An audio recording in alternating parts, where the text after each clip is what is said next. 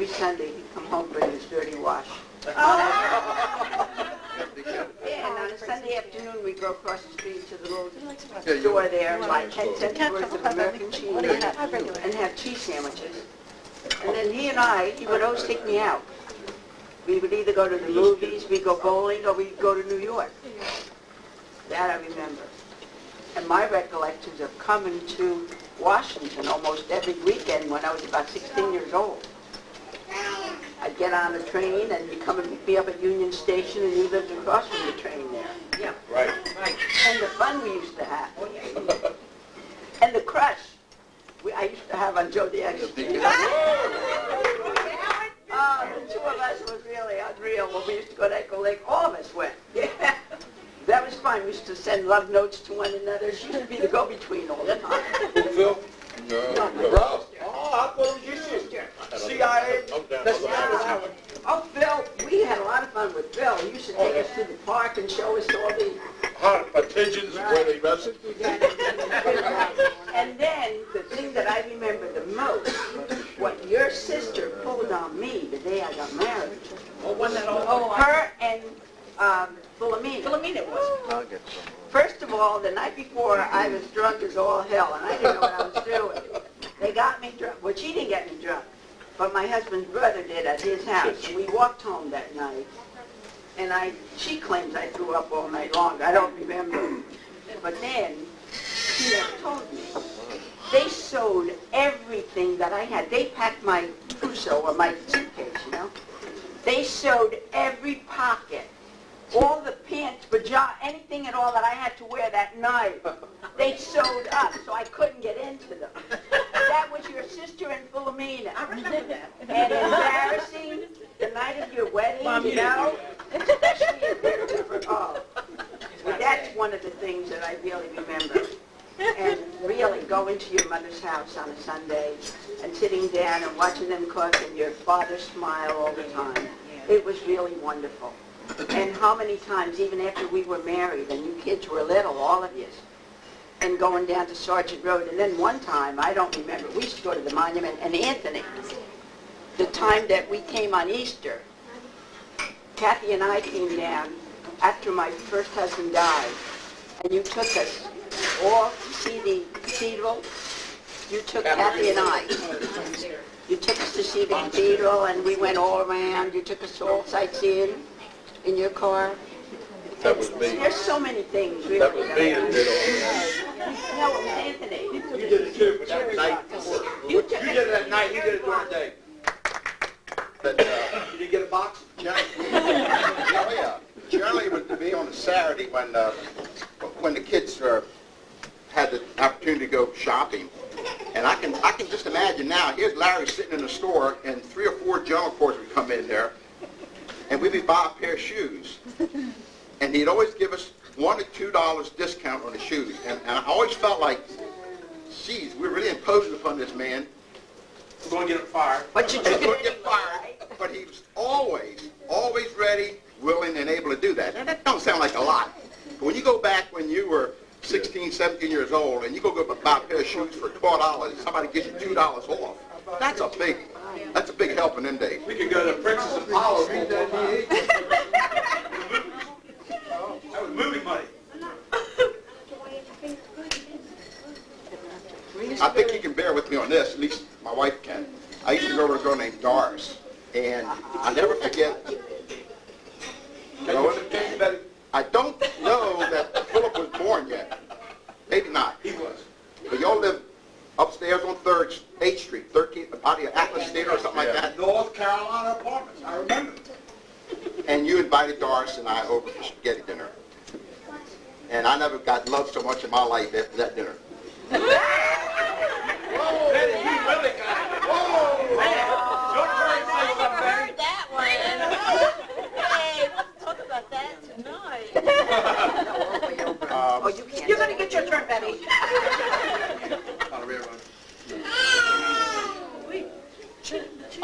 You kids did a hell of a job. I'm telling you, I'm very proud of you. So there's not much more we can add, but I'm sure that as the night goes on, we don't want to get up a second time. But I remember many times at least then it seemed like a lot of times, but maybe now it doesn't. Ro would call me up and say, Danny, my sink is leaking. And he said, call a plumber. Liquid plumber. so I would go over there and do what I couldn't. You know, most of the time I did a fairly decent job. Then 3 days later she said, Dan, that sink is still leaking. Anyhow, the good part about that and repairing her gas stove and putting the linoleum down and all the little handy chores I did for Ro, and Philip was there most of the time handing me my wrench and helping me pull the stove out, and we had that trouble with the gas stove. And that made all worthwhile. I'm sure we're all going to have more to say, but in that regard, we're really glad you're here. That's great. Get your handkerchiefs out.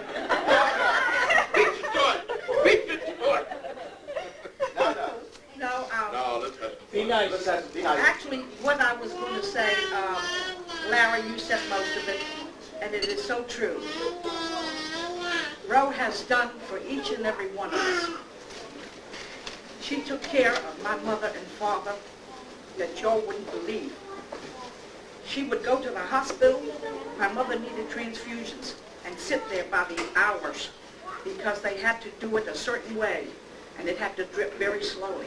2 hours each time she went with her. She did all of taking my dad and my mother to the doctors. I was working, everybody else was working. She had it all. Then we all pitched in and we helped our parents.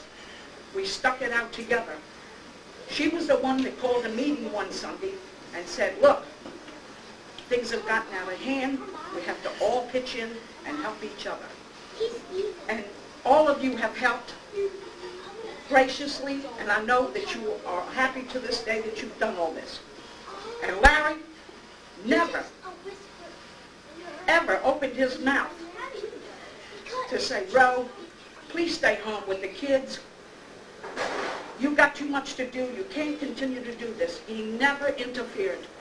Whatever he said to her, whatever she wanted to do, he went along with it. He always let her do whatever she wanted. Always.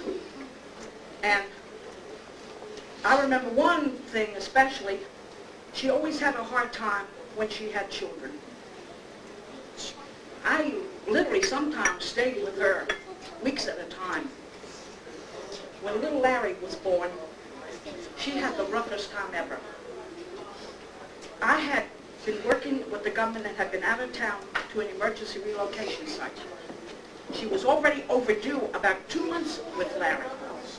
When I came home and I found she was still not at the hospital, at that time my mother was able to do for herself. She said, Grace, go back and stay with Ro again, which I did. And I, helped her the best that I could. But her and Larry have done for all of us.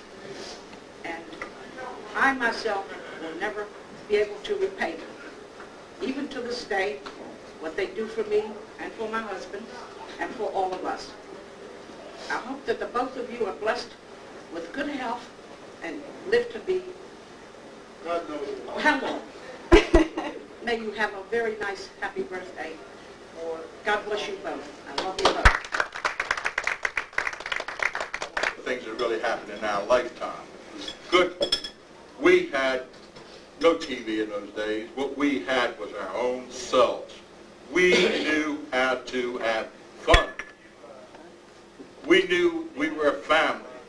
We knew that our fathers were busting their hump.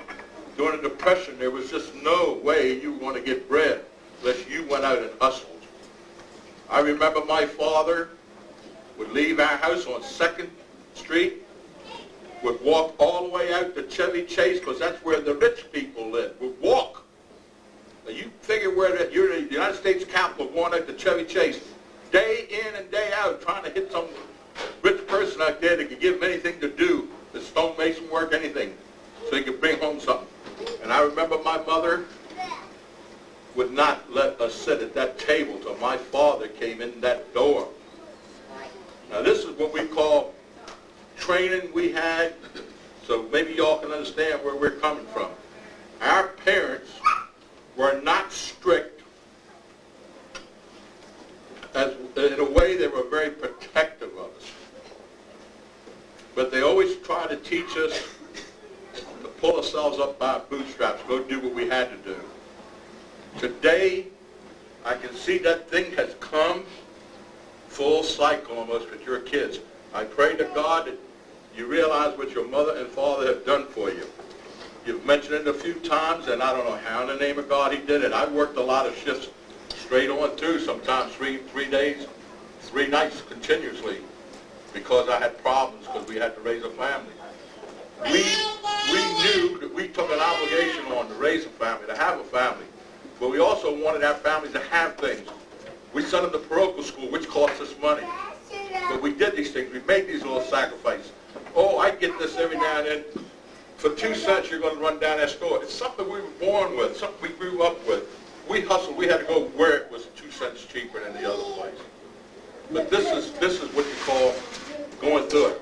But no one will ever tell you, my sisters, Ro and Grace and Connie and all that, look at the times we had at Mama's house, Grandma. Now, you know, I still laugh every time I hear it.